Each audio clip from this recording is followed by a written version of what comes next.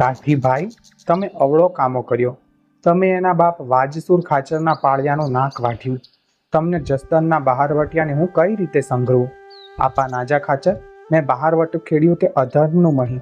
મારે ઘર ધરીને ચડવાનું એકનું એક હૈયા સામું ઘોડું ચેલે ખાચરે જોરાવરીથી ઝૂંટવી લીધું. આવો અધર્મ મારાથી સહેવાણો નહીં. ત્યારે શું કરવું? બીજું વળી શું કરવું બાપ? ચારણે ચાનક ચડાવી. તું ઉઠીને આજા શરણાગતને નહીં સંઘર્ય બાપ નાજા? અરે માથે હજારો વેર લઈ આવનાર બહારવટિયાને તું ભીમોરાનો ધણી સુરખ ખાચરનો બેપડો શરણું નહીં દે તો તારો ધર્મ ક્યાં ટકશે બાપ? ઠીક ભાઈ દાઢાણા, તું મારા પ્રાણ સાટે છો બા. તુને ભીમોરાનો ઓથ છે. મારું મર થાવું હોય તે થાય. ધન્ય બાપ, ધન્ય નાજા. ગઢવીએ ધણીને બિરદાવ્યો. તારી બંકી ધરતી, એવો જ બંકો તું એનો ધણી, એવો જ બંકો તારો ગઢ ભીમોરા. અને સુરગના પુત્ર નાજો, તું તો સદાનો લીલોછમ, તારા દલ સુકાય નહીં. ચોટીલાથી 3 ગાંવ, થાન સ્ટેશનથી 6 ગાંવ, બોટાદ વિંછિયા રેલવે સ્ટેશનના કાળીસરથી 3 ગાંવ અને જસદણથી 10-12 ગાંવ દૂર આ ભીમોરાનો ગઢ છે. પંચાલના વિશાળ ડુંગરાઓની અંદર ગીચ ઝાડીઓના ઘાટામાં આ ગઢ નાજા ખાચરે અથવા એના પિતાવે બંધાયેલ હશે. નીચે તળેટીમાં એક પાણીનો કૂવો છે. ડુંગરાને પડખે ભીમની ખોપ નામની પુરાતનની એક ગુફા આવે છે. એ ગુફામાં પથ્થરોમાંથી જ કંડારી લીધેલ નાના ઓરડા છે. પ્રથમ ભીમોરાનો દરબારનો એ ગુફાને પણ પોતાની માલ મિલકત રાખવા માટે વાપરતા. હવે ઉજ્જડ છે. એ ગુફા જોઈને અડધો ખેતરવા ઘેરાવો લીધા પછી ભીમોરાના ગઢમાં જવાય છે. ગઢમાં એક બહારનો દરવાજો વટાવીને અંદર જતા બીજો દરવાજો આવે છે. બીજા દરવાજાની અંદર ડાબી બાજુ રહેવાસ છે. વચ્ચે વિશાળ ચોગાન છે. ત્યાં દરબાર નાજો ખાચર રહેતા હતા. એના હાથમાં 24 ગામ હતા. એ ભીમોરાના ધણી નાજાએ જસદણ સામે બહારવટે નીકળે ટાઢાણા કાઢીને તે દિવસે આશરો દીધો. જસદણ દરબાર ચેલા ખાચરને આ વાતની ખબર પડી. એણે ભીમોરે સંદેશ મોકલ્યો, અમારો ચોર કાઢી દ્યો. નાજા ખાચરે જવાબ કહેરાવ્યો, ટાઢાણે તો મારો શરણાગત ઠર્યો, હવે એને ન સોંપું. એને મેં અભય વચન દીધું છે. ચેલો ખાચર એ જવાબ પી ગયો. પોતાના હિંગોળ ગઢ ઉપરથી ભીમોરાની વંકી બોમ્બ ઉપર એની રાતી આંખ રમવા માંડી. ભીમોરું દોહલ્યું હતું. ચોટીલાના ખાચરોનું ઝુંડું જૂથ નાજા ખાચરને પડખે ઊભું હતું. ચેલા ખાચરે વિચાર કરીને વડોદરે નજર નાખી. મોટી રકમ નક્કી કરીને બાબરાવની મરાઠી ફોજ પંચાળ ઉપર ઉતારી. ઓચિંતા ભીમોરાના ભણી કૂચ કરી. ડુંગરની તળેટીમાં ડેરાની અંદર ચેલા ખાચરના રણવાજા વાગ્યા. તે સાંભળીને નાજા ખાચરે બારીમાંથી નજર કરી. તોપ બંદૂકથી નેરું હલકી હાલ્યું છે. ભીમોરાને વીંટીને ઘેરો પડ્યો છે. નાજાભાઈ, માણસોએ કહ્યું, આ દળકટકની સામે ટકાશે નહીં, માટે નાઠાબારીએથી નીકળી જઈએ. નાજા ખાચરે ડોકું ધુણાવ્યું. ના બાપ, જેને જીવ વાલો હોય એ સુખેથી નીકળી જાઓ. મારે તો 2 ભવ જીવવું નથી. મારી 7 પેઢીને ગાળ બેસે કે નાજો ચેલાનો મોઢા આગળ ભાગ્યો. ચેલા ખાચરના ત્રાંબાનો ઢોલ ભયંકર નાદ કરીને ગળેડવા લાગ્યા. પણ કાંઈ ચેલા ખાચરની બીકથી ગુરુ નાજો નાઠાબારીમાં થઈને નાસે કદી? 8 જ જણાને લઈને નાજો ખાચર ભીમોરે બેઠો રહ્યો અને નીચે બેઠી મરાઠી સેના. સેનાને ગઢ ઉપર ચડવાનો લાગ નહોતો. ત્યાં પહોંચવાની એક જ સાંકડી કેડી હતી. પડખે ઊંડા કોતરા હતા. ઉપરથી બંદૂકોની ધાણી ફૂટતી હતી અને ગઢમાં ઝાઝા માણસો હોવાનો વહેમ હતો. નીચેથી જ ગઢને તોડવા તોપો વહેતી થઈ. તોપોના અવાજ સાંભળીને નાજાના મનની ગતિ કેવી થઈ. સાદુડો નામનો સિંહ ફક્ત 8 જ મહિના શિયાળો અને ઉનાળો જ જીવે અને ચોમાસામાં વરસાદની ગર્જના થતા તો એના મનમાં થાય કે કોઈ દિવસ બીજો સિંહ ક્યાંકથી છુપાઈને ડણકે છે. એટલે સાદુડો એ સિંહને શોધતો. વરસાદની અદૃશ્ય ગર્જના ન સાંખી શકવાથી માથા પડછાડીને પ્રાણ કાઢી નાખે. એવી જ રીતે નાજા ખાચર જેવો સિંહ પોતાને આંગણે તોપોનો અવાજ સી રીતે સહન કરી શકે? મરવું કે જીવવું એ જ એના મનમાં થાય. કિલ્લાની અંદર કેવી દુર્દશા મંડાણી. માત્ર 8 જ માણસો હતા અને પાણી ખૂટવા લાગ્યું હતું. નવું પાણી ઉપર લઈ આવવા માટે તળેટીના કૂવા સિવાય બીજું એક પણ નવાણ નહોતું. કૂવા ઉપર તો સેના પડી હતી. આખરે પાણી ખૂટ્યું. નાજા ખાચરે જીવવાની આશા છોડી. પોતાના બાળ બચ્ચાને ગુપ્ત માર્ગેથી ચોટીને મોકલી દીધા. પાણી વિના 8 જણા તરફડતા હતા. એક ટીપુય ન રહ્યું. પણ ટાઢાણો કાઠિયા કિલ્લામાં જ હતો. એનાથી તરસ ન સહેવાણી. રાતમાં ઉઠીને એ નાજા ખાચરના હોકાની અંદરનું ગંધાતું પાણી પી ગયો. પ્રભાતે દરબારે એને ફિટકાર દીધો. તરસથી બેહોશ બનેલા એ કાઠીને ગઢની રાંગ ઉપરથી નીચે કૂદકો માર્યો. દરતો દરતો એ તળેટીમાં બાબા રાવની ફોજ વચ્ચે પહોંચ્યો. એને ચીલા ખાચરની પાસે લઈ ગયા. એને મોં પાસે ખોબો ધરીને ઈશારતમાં સમજાવ્યું. એણે પાણી પાવામાં આવ્યું. ચીલા ખાચરે પૂછ્યું, ગઢમાં કેટલા માણસો છે? ટાઢાણે જવાબ આપ્યો, ફક્ત 8 જણા. તરત જ ફોજનો હુમલો મળ્યો. હવે ફિકર નહીં. ગઢમાં નથી દારૂગોળો કે નથી માણસો. કરો હલ્લો. અને હલ્લો મંડાણો.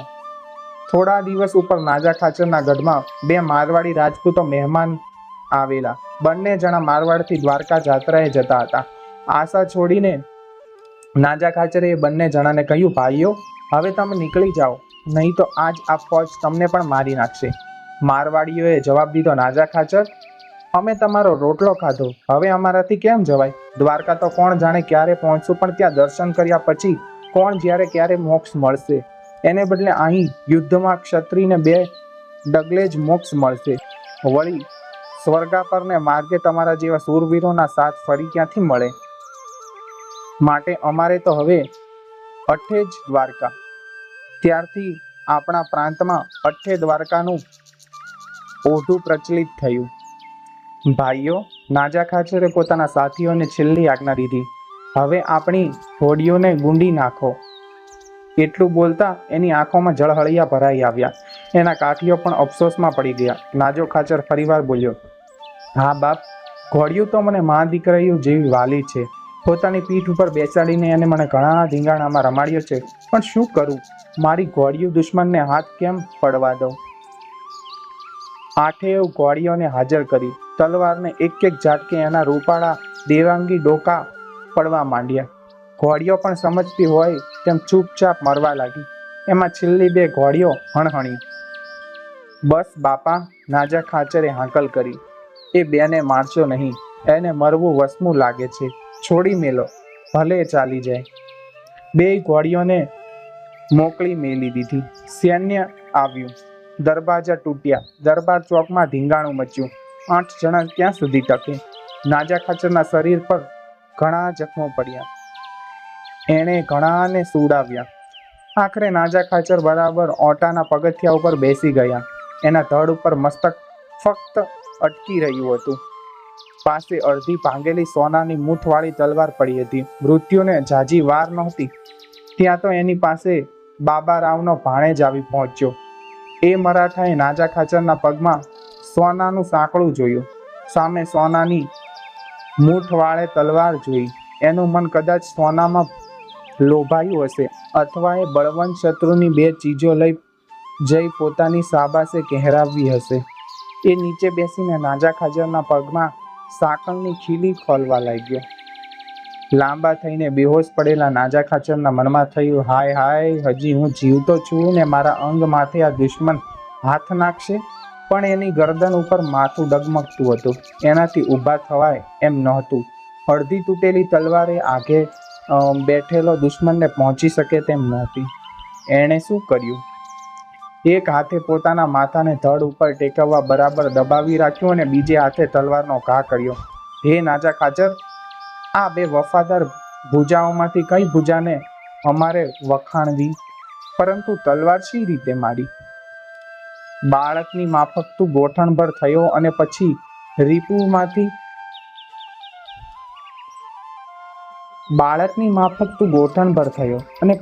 રીપુના માથી ઉપર તે તલવારનો ઘા કર્યો. હે બિરદાવવાળા પુરુષ, એ વખતે એકાએક તારું બાળપણ તને ક્યાંથી યાદ આવ્યું? કારણ કે તે ભાખોડિયા ભરતો તું બાળાવસ્થામાં જ ચાલેલ હતો. તારું માથું તો કપાઈ ગયેલું. જીવ જવાની તૈયારીમાં હતો.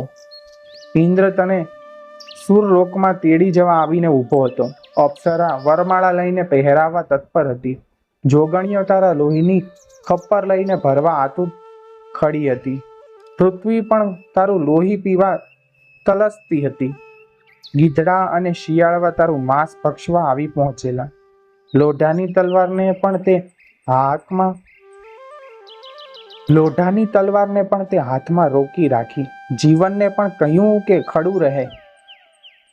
મોતને પણ ફરમાવ્યું કે થોડી વાર થોભી જા. પોતાના કુળની કીર્તિને પણ થોભાવી. એ બધાને ઘડીભર અટકાવીને આ એક દુશ્મનને મારી લીધો. એ ભાંગેલી તલવારને એક ઝાટકે શત્રુના પ્રાણ નીકળી ગયા. પણ ત્યાં તો દુશ્મનોએ આવીને નાજા ખાચરને ઘેરી લીધો. હે નાજા ખાચર, પછી તો તારું માથું પડી ગયું અને તારા હાથની તલવાર પણ પડી ગઈ. એટલે પછી તારું ધડ એકલું દોડાદોડ કરી શત્રુઓના હાથમાં ઉપાડીને પટકવા લાગ્યું. રણસંગ્રામની અંદર તું પણ ભીમની માફક નવટેરની રમત રમ્યો. ભીમે કુરુક્ષેત્રના યુદ્ધમાં એક હાથે 9 અને બીજા હાથે 13 હાથી ઉપાડીને આકાશમાં ઉછાળ્યા હતા. અહીં નાજા ખાચરે માણસોને ફંગોળી પછાડ્યા. જો કે વહેલું મોડું તો સહુઓને મરવાનું છે, પરંતુ હે સુરા ખાચરના પુત્ર નાજા ખાચર, તારી માફક શુદ્ધિ બુદ્ધિથી અને હિંમતથી મરવાનું તો બીજાથી નથી બની શકતું. પોતાની છેલ્લી પળે પણ તે તો તારી કીર્તિ સંભળાવી રાખી. ભીમોરાનો ગઢ ચેલા ખાચરના હાથમાં ગયો, પરંતુ ત્યાર પછી નાજા ખાચરના પુત્રીએ ગઢ પાછો જીતી લીધો. અત્યારે એ ગઢ મોજૂદ છે. આ આખા પ્રસંગને લગતું નીચે લખેલું એક ચારણી કાવ્ય છે. ગીતનું નામ છે શાણોર સાવજડું.